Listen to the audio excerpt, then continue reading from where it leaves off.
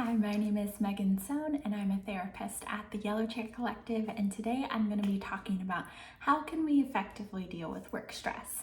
I think a lot of the time when we're thinking about how to mitigate work stress, we think about what can I do better? What can I do to impress my higher ups? How can I increase my productivity? How can I meet my work goals? And while I think there can be some merit to wrestling through those questions, today I want to talk about a different approach to dealing with work stress, and that is making work less big. I think one of the things that contributes to the immense amount of stress we can feel in our work is how big of a role work plays in our lives and in our world. There's so many different reasons why work can loom so large in our lives. There's the obvious financial security. For many people, their financial security is directly tied to their work, and that can create a lot of pressure around work. But there's also things like work being our identity. When we first meet a stranger, what do we ask? We ask, so what do you do? I think questions like these communicate this understanding that who we are is defined by our work, by what we do in our career. There can also be family and culture pressures. For some people, your parents or your particular culture might really elevate the significance of work in your life. Work is seen as the most important thing for your parents, and therefore that's been passed down to you. Other things I think that can really make a difference are things like having a narrow definition of success. And I think our society definitely has quite a particular small vision of success, which is really tied to our careers. It's, do we do fancy, impressive things in our careers? Do we make a lot of money? That's how we often see what it means to succeed. The result of all of this, the result of making work really big in our lives, is multifold. Take a moment for yourself to think about what is the effect that work has on your own life.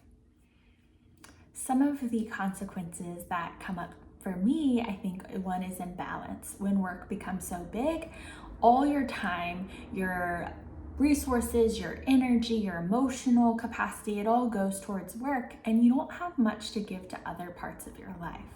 So those other parts of your life start to languish, or they don't feel as important. Another thing is anxiety of when your identity and your self-worth are wrapped around work. There can be a lot of pressure placed around work. It can be really scary to feel like you're not meeting expectations of others or yourself because your value depends on your job. And then of course there's burnout. When we place this much weight on work, people often start to feel overwhelmed and exhausted, and ironically, it can lead them to feel more detached from their work. So what do we do about this? How do we make work smaller?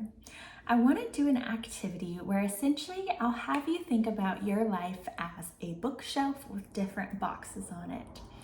And each box represents a different part of your life. So one box could be your family box, one box could be your friendship box, one is your work box, one is your hobbies box, and so on and so forth. The reason why I like this analogy is with a bookshelf, there's only so much space to have. So if work is taking up a really big box, what's not getting that much space?